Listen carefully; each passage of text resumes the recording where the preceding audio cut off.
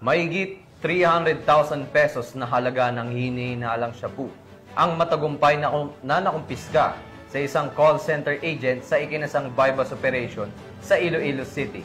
Ang pagkakahuli sa suspect ay bunga ng pagpapaigting kontra iligal na droga at kriminalidad upang mapanatili ang kaayusan at kapayapaan ng bawat mamamayan. Magbabalita dyan si Patrolwoman Glidel Astrologo.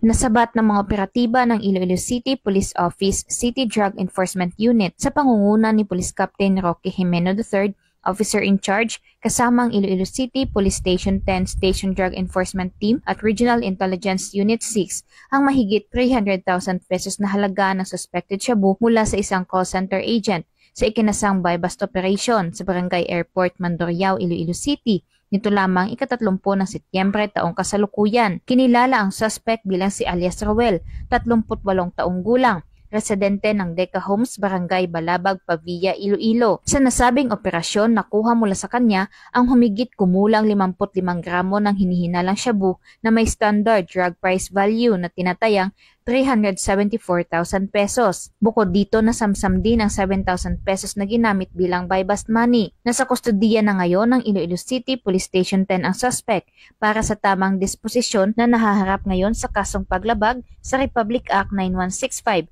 o ang Comprehensive Dangerous Drugs Act of 2002. Patuloy namang pinaigting ng mga kapulisan ang kanilang kampanya laban sa iligal na droga upang matigil ang pagkalat nito sa syudad at mapanagot ang mga sangkot sa naturang iligal na gawain. Mula dito sa Western Visayas, ako ang inyong PNN correspondent, Patrolwoman Glidel Astrologo, alagad ng batas, tagataguyod ng Balitang Pulis.